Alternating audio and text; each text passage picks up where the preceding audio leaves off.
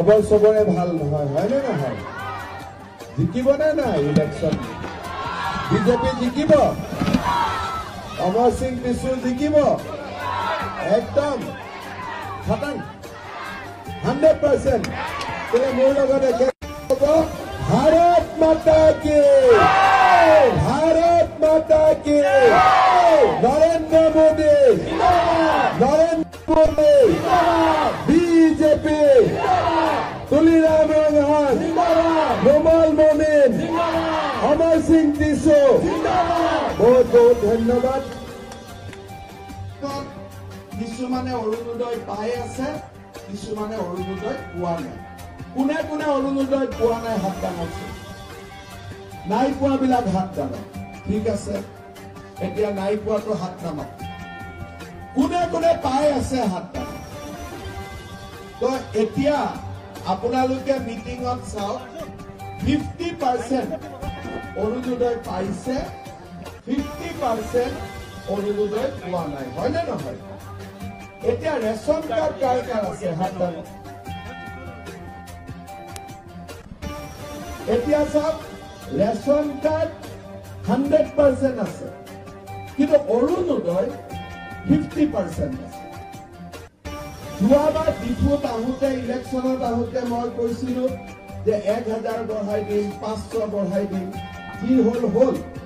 কিন্তু মই দেখিছো নোপোৱা মানুহ বহুত আছে। নোপোৱা মানুহবিলাকৰ মনটো অলপ বেয়া লাগি থাকে নে নাই? কাৰণ পোৱাবিলাকে পায়, নোপোৱাবিলাকৰ মনটো বেয়া লাগে। সেই বহুত বেয়া লাগে না বাইদেউ? কাৰ বহুত বেয়া লাগে চাওক, কোনে ক'লে? নাই, বেয়া নালাগে, বহুত বেয়া লাগে, হয়নে? এতিয়া এইবাৰ আপোনালোকে মোৰ পৰা এটা কথা লৈ লওক যে পূজাৰ আগতে মই বোকাজান সমষ্টিত যিমান মানুহৰ ঘৰত ৰেচন কাৰ্ড আছে চবকে এটা এটা অৰুণোদয় মই দিম। 1250 টকা ঘৰত আহিলে। মোদীজীয়ে আমাক বিনা পইচাৰ চাউল দিছে, গেছৰ চিলিণ্ডাৰ দিছে, বজাৰতকৈ 300 টকা কম দাম। আয়ুষ্মান ভাৰতৰ কাৰ্ড দিছে, 5 লাখ টকালৈকে আমি বিনামূলীয়া ট্ৰিটমেণ্ট কৰিব পাৰোঁ। তাৰ লগত আমি এতিয়া সকলোকে অৰুণোদয় দিম 1250 টকা আপোনালোকৰ মাহত বেংক একাউণ্টত 10 তাৰিখে পুটুং কৰি সোমাব। হ'ব? ইয়াতে লাখপতি বাইদেউৰ ফৰ্ম লৈছে নে নাই? কোনে কোনে লাখপতি বাইদেউৰ ফৰ্ম লৈছে চব? ঠিক আছে, নুমল ভাই, ইয়াত কিন্তু লাখপতি বাইদেউৰ কাম আৰু বাঢ়াব লাগিব। কোনে কোনে ফৰ্ম লৈছে চব?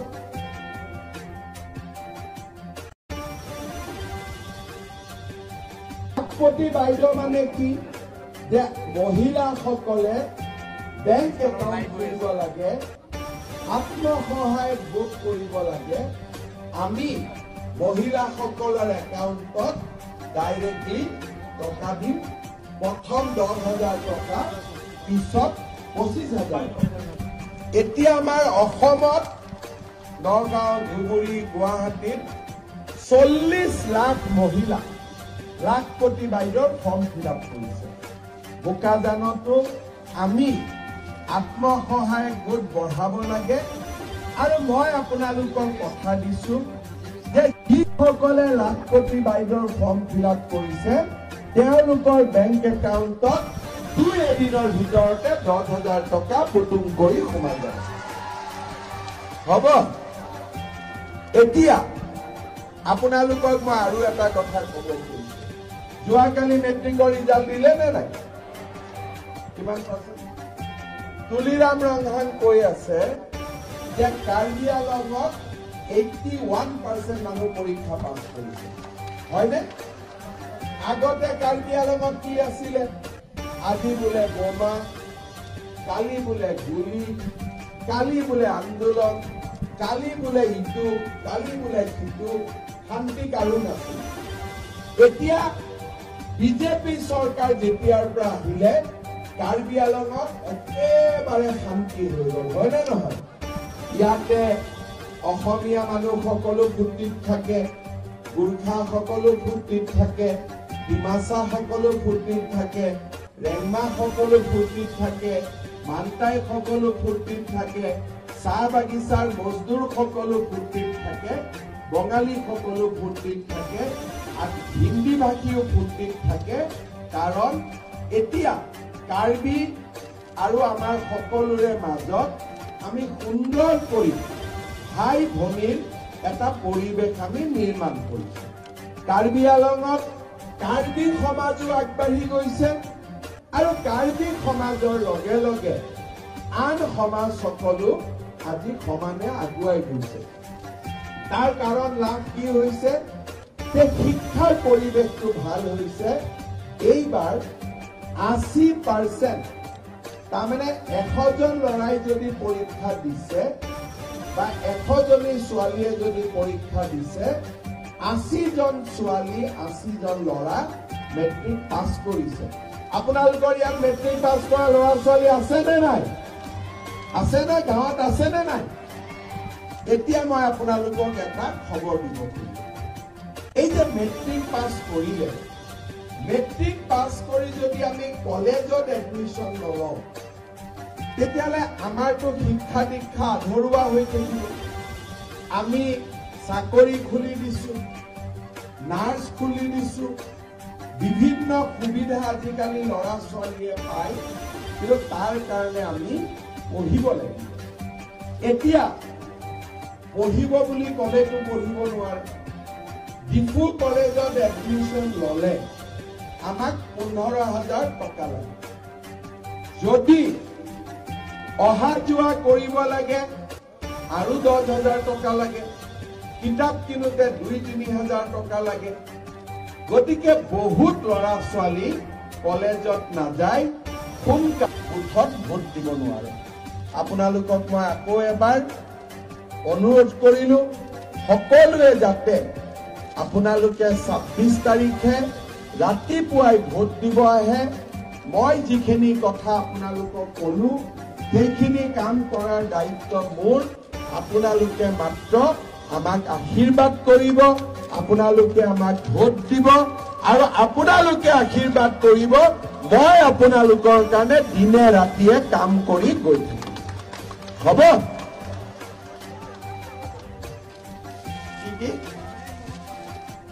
বহুত মানুহৰ ৰেচন কাৰ্ড হোৱা নাই, আধাৰ কাৰ্ড। কাৰ কাৰ আধাৰ কাৰ্ড নাই হাত দাঙক। মই 4-5 মাহৰ ভিতৰত আপোনালোকক আধাৰ কাৰ্ডটো কৰি দিম। হ'ব?